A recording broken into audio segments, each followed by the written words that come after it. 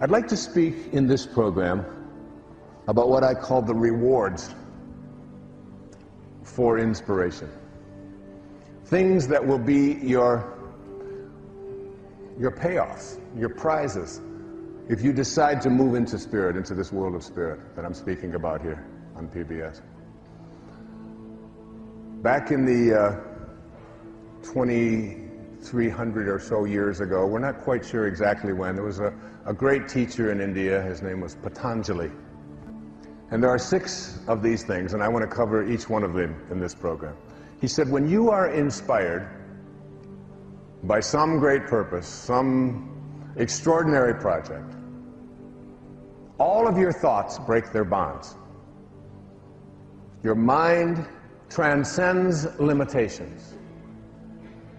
3, your consciousness expands in every direction. And 4, you find yourself in a new and a great and a wonderful world. Dormant forces, faculties, and talents come alive. And 6, you discover yourself to be a greater person by far than you ever dreamed yourself to be. Those are the rewards. It's not like you're going to win the lottery. It's not, and you may. It's not that somebody's going to come riding into your life on a white horse or whatever. These are the rewards. These are the things that are going to be so powerful for you. All of your thoughts break their bonds. All of your thoughts break their bonds. What do we mean by your bonds? Your bonds are the thoughts that you have that keep you disconnected from your source. They are thoughts that are out of harmony with spirit, with God consciousness, with God realization. Because this is basically about being like God, being like source, being like spirit, being like divine mind, in everything, in every thought, in every action, more and more, connecting yourself back, catching yourself. So, the bonds are the ways that we think. I'd like you to imagine a ladder. And this ladder has 10 rungs on it, from the floor all the way up to the top of the ladder. And at the top of the ladder is the highest rung. And at the top of the ladder are the words, "This is my desire," and it's aligned with spirit. Again, this is my desire, and it's aligned with spirit. What is your desire? My desire is to manifest abundance into my life. Perfectly aligned. We came from an abundant source. My desire is to feel a sense of well-being in my body at all times. Perfectly aligned. My desire is to have divine spiritual relationships in my life. My desire is to get the job that I am working towards getting. My desire is to live in a place where I feel most peaceful and most loving. My desire is, and these, whatever it is, it doesn't make any difference. It's the 10th rung. It's the highest rung. It is your spirit aligned with your desire. All right? So here it is. It's right up here. Now you have to ask yourself the question, what is it that I offer up to this 10th rung desire? All right? A 10th rung has to have, in order for it to manifest and show up in your life, it has to have thoughts, feelings, and behaviors that match up to that. And if they don't match up, you get out of harmony. See, thoughts are energy. Like everything in the universe, it's energy. Einstein said that nothing happens until something moves. The mistake that most of us make is that we attract what we don't want, because our thoughts are on what we don't want.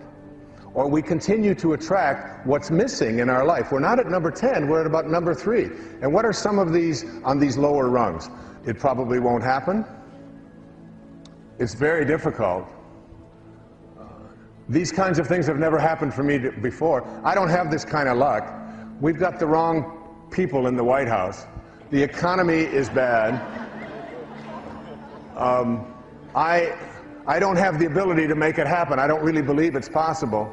It's about what kind of energies we have within ourselves that we offer to what our desires that are aligned with Spirit in order for them to manifest. Your thoughts break their bonds. Your mind begins to transcend the limitations that you've had before in your life, and you stop seeing yourself. You stop seeing yourself as a human being. You begin to see yourself as a spiritual being, as the spiritual essence of who you are. And you literally, Mark, you step outside of your body, and you begin to observe it, and you begin to laugh at all of the folly of it and the foibles of it and the worries that it has, and because you begin to see yourself as an infinite being, not restricted by your birth and by your death and by your height and by your weight and by your looks and all of those and all the things that you've achieved in your life and your acquisitions and all of that. You don't define yourself that way anymore. You let go of those what Patanjali called the false self, the illusionary self, the Maya. That's not who you are. Who you are is that from which you came. And as you get back into that place from which you came, you absolutely know that in harmony with God, all things are possible. I mean, it's right out of the scriptures. With God, all things are possible. Now, I don't know how many people you got on the line, but let me ask every one of you, now what does that leave out? It absolutely, literally leaves out nothing. There's no thing at all that is not possible. If you can conceive of it and have that knowing and stay in spirit and do it from that place of passion, and passion is just love. I mean, God is love. I mean, that's also from the scriptures. God is love, and he that believeth in love believeth in me. I mean, love and God are synonymous. God and good are one. They're the same thing. There's no difference between the two of them. So look at the energy of your life. The energy of the foods that we eat, the shows that we watch, the places that you accumulate, the friends that you have, the people that find fault with what you're doing. Look at all of the way, even a simple little thing like feng shui, which is a Chinese form of how you arrange the furniture in your, it's so cool. But I've got a lady who works with me over in Maui, and every time I go away, she'll come back and she'll have this thing moved over here and this thing over there, and I'll say, but I like this here. This is where I shave. No. The feng shui of that isn't quite right, and you don't want to have a red next to you. I just listen to her. My place is one of the most pleasant and beautiful places. Of course, having it on the ocean has a lot to do with it as well. But I believe that energy is in everything. Change the energy of your life and reconnect to the energy of spirit. Spiritual energy is healing energy. And also the way that we talk to ourselves. How do you talk to yourself? If you think, here's one of my favorite quotes, the creative source in your life. Here it is right here, this creative source. This source reacts to your belief in shortages with a fulfillment of your belief. If you believe there's shortages out there and you can't attract them into your life. Now this is a source that is unlimited abundance. It just is a constant state of creating. It's always creating, okay? So it doesn't know anything about shortages. If you come to this source with a belief that there are shortages in terms of your life, it will fulfill your belief. If you believe that you can't be healed, that it's just impossible for you to be healed, if you believe you can't be happy, if you believe that you have to be miserable, if you believe that you can't attract the right person, if you've got something that you want to fund, some project that you want to fund, and you can't get it funded, and you come to this source with a belief in shortages, it will fulfill your belief. It only knows how to be. Remember what I said earlier. You are at one with this, and you are also at one with all of its principles. And you have to contemplate yourself as connected to, in harmony with, in rapport with this. It's like what I'm asking you to do in this program. I'm asking you to see yourself at every moment of your life when you're having a thought, when things aren't working, when you're not feeling well, when the right people aren't there. You could say something to yourself. I heard people say this, I tell people always, think from the end. Think from the end. So I was talking to a man one day down where I work out in the gym, and I said to him, He's been sick. He's got nose running. He's got, Snoopy's running out of his nose. He's got, it's disgusting. And I said, how long have you been sick, Marty? You will never believe this answer. He said, in 3 weeks, it'll be a month. What kind of thinking is that? And if it doesn't work out for some reason, I don't use blame. I don't get anger. I just simply say to myself, this is the way it is supposed to be. And I'm at peace with it. I choose to be at peace because this is peace. You want to watch the resistance. What kind of self-talk do we have? If you think about what is missing in your life, and you talk to other people about what is missing in your life, and you share a lot with what's missing in your life. I'm missing the right person. My soulmate has never showed up, I'm missing the money. I don't have them. And you talk about all the things that are missing in your life. Here's your connection to Source. Remember, you're always connected. The question is, are you ready to stop living at ordinary levels of consciousness? Are you willing to live at a spiritual level of consciousness in which you are in rapport with that which provides everything? So if you're thinking about what's missing and you go to this universal source asking to have fixed what is missing in your life, you'll have your belief in what's missing continue to be refocused for you. In the Old Testament it says, as a man thinketh, so is he. If you think about what is missing, don't be surprised if you keep attracting what's missing into your life. If you think about what always has been, then don't be surprised if what always has been is what keeps showing up in your life. Because thoughts are energy. And the thought of it's always been this way and there's nothing I can do, resistance. What emotion am I feeling? Frustration. I want to change that. What is my guidance system? I'm going to see how in harmony am I with this energy of Source, with the energy of intention. How in harmony with it am I? The source of all doesn't know anything about things being missing. There's nothing missing in this universal source. And you emanated from that. You are a piece of that. If you're always thinking about what they want for you, and there's no shortage of them, they're called relatives. I'm going to write a book someday that's going to be called Your Friends Are God's Way of Apologizing for Your Relatives.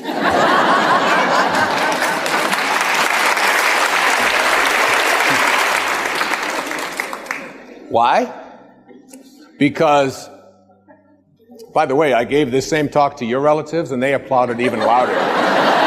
Okay?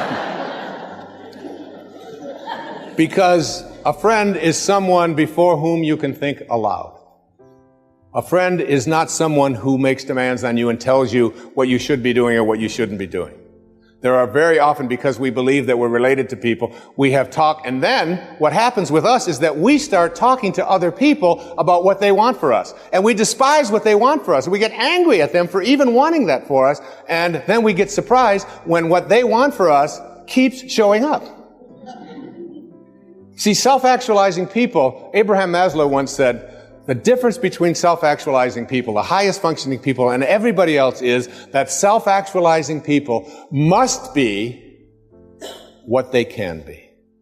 Self-actualizing people must be what they can be. What can you be? What can you be?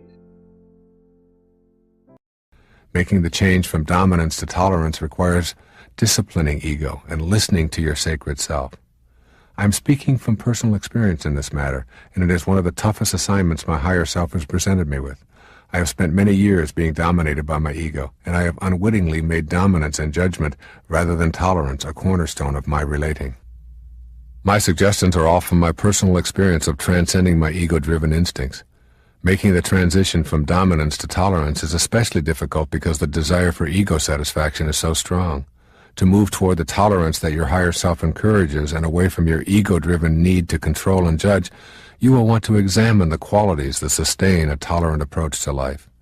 To become more tolerant and less controlled by your false self, start practicing being satisfied with what is.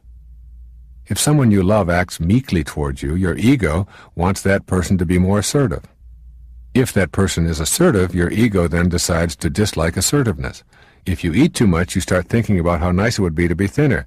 If you go on a diet, and all of your thoughts then will be about food. If you stay at home for a long period, your ego starts telling you how nice it is to travel. Go on the road, and you start thinking about how nice it would be to stay home. You're in a relationship and begin to imagine it would be nicer to be uninvolved. You're not in a relationship, and you start wanting to be in one. Your children are running around the house, and you start thinking about escaping. You aren't at home, and your ego starts having you think about nothing but your children. If you identify with this kind of inner dialogue, rest assured that ego has temporarily separated you from your sacred self. In its ongoing program to convince you of your separateness, it needs to separate you from oneness with the center of your being. Then it can keep you in that state of trying to dominate and control others as a way of trying to achieve your inner balance and bliss. Trouble is, you cannot get there if you are separated from the awareness of your higher self. As you begin listening to your higher self in quiet and contemplative moments, you begin relaxing and taking the pressure off. You stop the false thinking that everyone in your life needs to be dominated or controlled by you, or that others must live up to your expectations for you to be happy. People are the way they are, and your need to dominate or change them in any way is the edict of your false self. Your ego is, as usual, trying to convince you of your separateness. It also doesn't want you to catch on to how it is controlling your life, so it convinces you that if you don't dominate others, they will get the best of you. Your higher self has absolutely no need to dominate anyone or anything. This is the ticket to freedom. Right now, though, in this very moment, your ego is working to convince you that the higher self and tolerance are ridiculous ideas. Ego will argue that tolerance means permitting criminal behavior and health and social problems. Its favorite example is that it would mean permitting the Hitlers of the world to commit atrocities while we tolerantly look on. Your higher self can see beyond this logic, so of course you can too, if you are willing. When Mother Teresa was asked if she would march against the war in Vietnam, she replied, "No, but if you have a march for peace, I'll be there." When you become peaceful within, that is what you will have to give away. When you are dominated by your ego, you dominate others. If there is no inner harmony, there is no outer harmony. Ego needs the illusion of enemies in order to control you. When you are controlling others, it is because you have permitted ego to be in control. The paradox here is that you will affect the world in the ways that you wish when you cease trying to improve conditions with intolerance and judgment. It is only when you are not controlled by ego that you can choose to not control others. What you believed was power when you dominated others was actually the external activity of ego controlling you. Your impact on the world at large begins with the smaller world of yourself. You will foster freedom and peace when you are free of ego's control and know the peace of your higher self traveling the path of the sacred quest.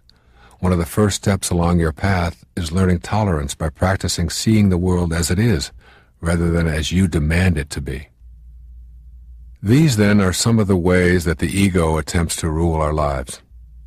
Our goal in knowing our sacred self is to have the higher identities triumph over our lower identities.